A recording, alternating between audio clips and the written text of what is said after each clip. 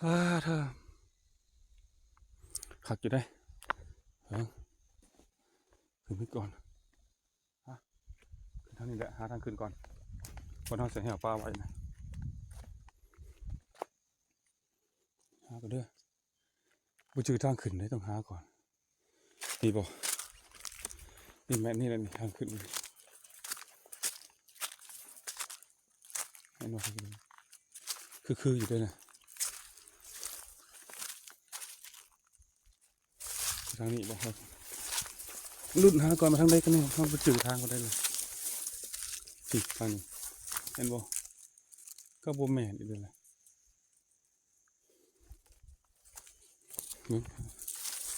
รอบทางที่เคยเห็นเพื่อเจอทาง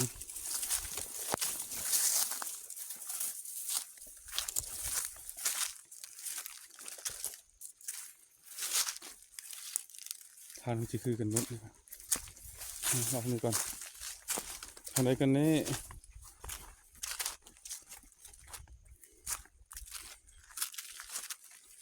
นี่ทางเกิดขึ้นนี่ได้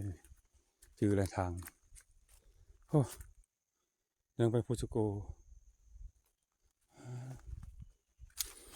ขึ้นเลาะก่อนจะเอาเครื่องปลาไว้อยู่เทิงเลยเนี่ยเอาเครื่องมาไว้ลุ่มเลยว่าแต่ย่ามันไก่ป่าบนใส่แหวเลย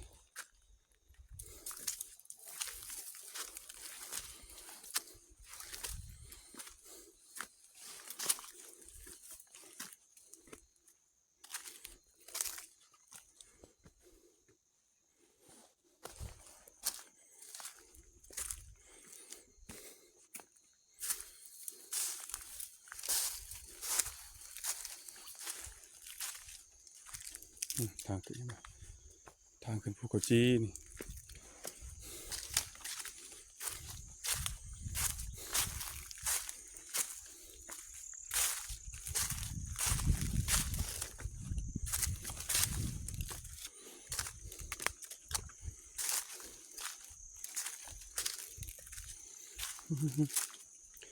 นี่เริ่มเลย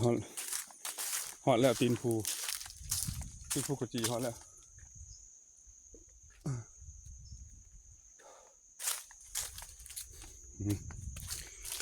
ทางเคยไปลงมันก็ได้เขาก็โง่ขึ้นนี้นี่โง่ขึ้นนี้แล้วนี่พยายามให้เอาใส่แห่3 หลังไว้นะจะกี่ถึงยังไงหรือว่าบ่ถึงหรือว่าได้3-4 มื้อใส่ไว้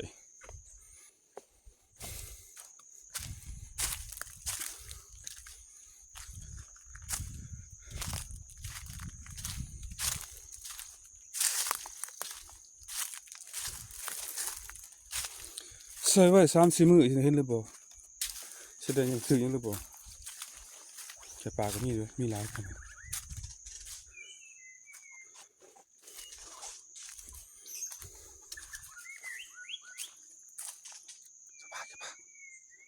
เสียงมีเสียงไก่ปลาแหลนโคบไปทางนี้เลย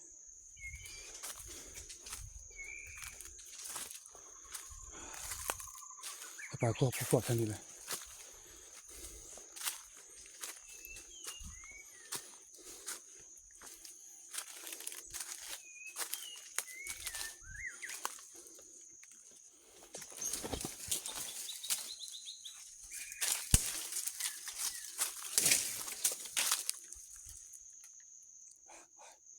เสียงทางขึ้นเลย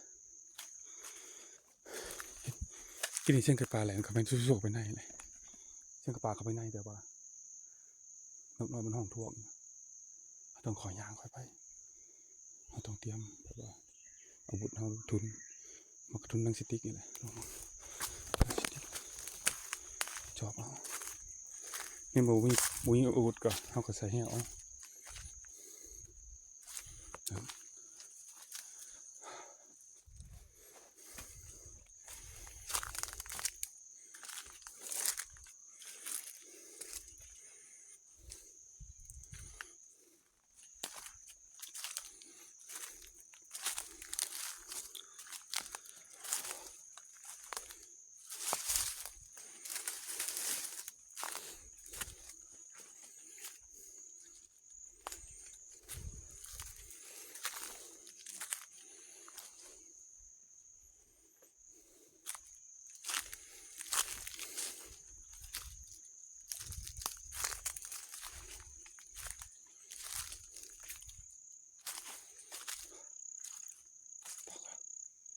เงียบเฉย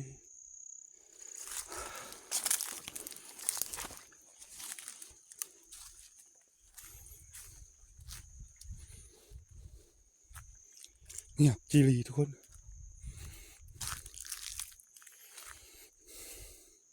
่หมากไม่เลยหมากไก่ปลามันกินหมากนี่เลยนี่ทุกคนนี่โอ้เป็นหมากอย่างนี้ทุกคนไก่ปลามันหมากกินหมากโอ้มันเป็นหมากยังบูนี่หมากไก่ปลาหมักแท้เลยนี่น้ำลายก้องใส่แหวฮะใส่แหวแล้วหมากนี่ใส่น้ำนี่ก็มายังบ่จักซื้อมันลายได้นี่เห็นบ่นี่ทางเก็บไปใส่แหวนี่หมากนี่ลายนี่ไก่ปลามากินหมากนี่แหละมากิน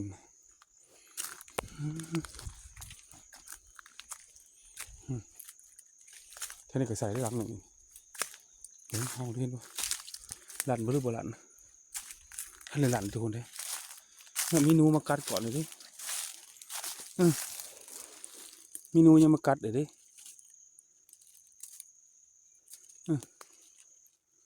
มีหนูมันยังมากัดเลยก็ท่านหลั่นนี่แหละจะตะหลั่นก็บ่หลั่นจำรังต่อไปรังนี้ว่าท่านเลยหลั่นนี่ยังอยู่นี่เป็นตะหลั่นกับหลั่นคือว่าหนูไปกินมดหมากใหม่ที่วางไว้นะต้องร้ายกว่านี้นี่แหละทางกันภูเขาจีทุกคนโอ้หมากใหม่นี่ก็ร้ายด้วยนี่ไก่ลงมากินแล้วนี่ลงมากินแล้วไก่นะแล้วนี่ท่านเลยหลั่นนี่หมดทุกคนนี่บนไก่เที่ยวนั้นบนเที่ยวใช่ไหมแห่เที่ยวทางอื่นทุกคนนี่หมดเที่ยวแห่ทุกคนเลย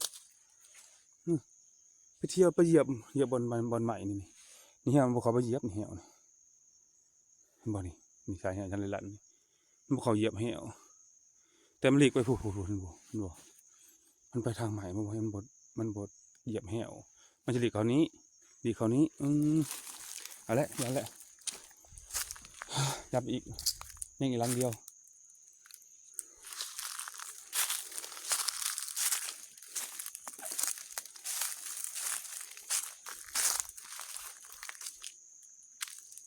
บ่มีนะบ่ได้โบราณยังโบราณทุกคนเลยโบราณเดียว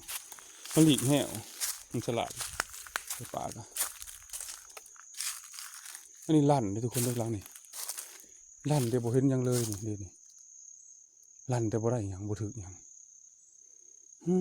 ยังมาเหยียบเนาะที่เป็นหนูมาเหยียบว่านี่ใดลั่นนี่แต่บ่ถึกยังนี่ว่าทุกคนนี่ลั่นได้ลั่นแต่บ่ถึกนั่นแหละผมจะลองห่างใหม่อีกกันบ่ถึกยังลั่นก็บ่ถึกยังเลย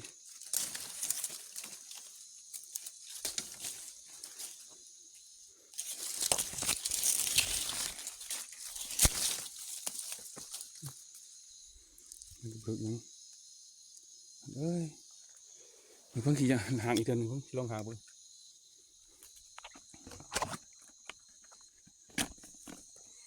มันจะห่างไงให้FCเบิ่งว่าห่างที่ใดนี่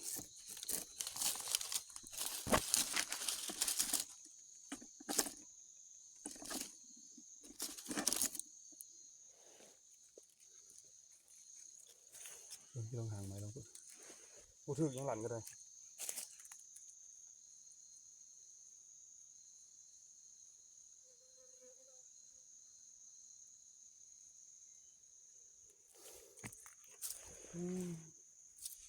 พูดถึงยังเลยหลันก็ได้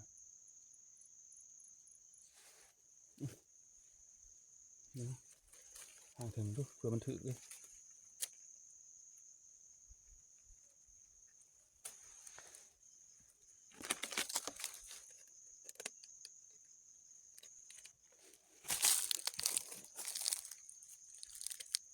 นี่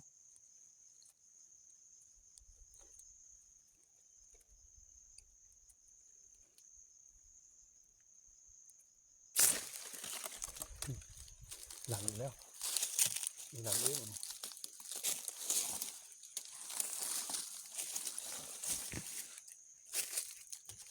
หายากตัวเลยตัวนี้มันแบบมันหกเนี่ยมันยากเนี่ยหามันแฟนกับเบอร์คืออีก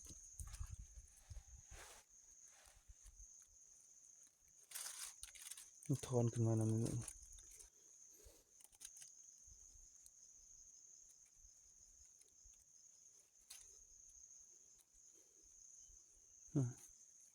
โอ้ได้ห่างบ่ได้ทุกคนเลยห่างยากเลยเอาลองมือขึ้นได้บ่ห่างยากเลยทุกคนเลยหาเสียงยากเลยนุ่งก็เริ่มมาเลยดิลำบากมันยังยุ่งอยู่เลย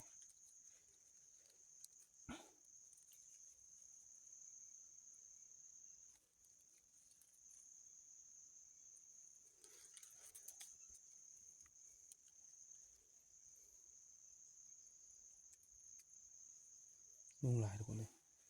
ยุ่งก็หลายลำบากมันยุ่ง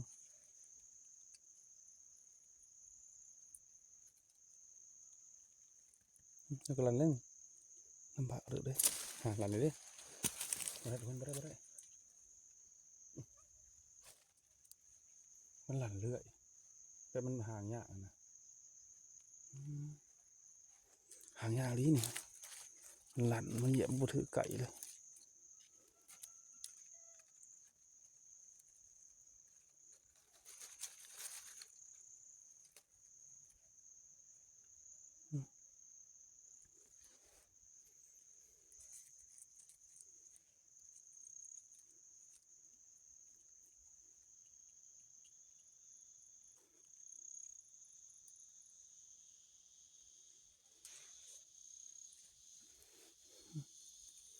ห่างยาก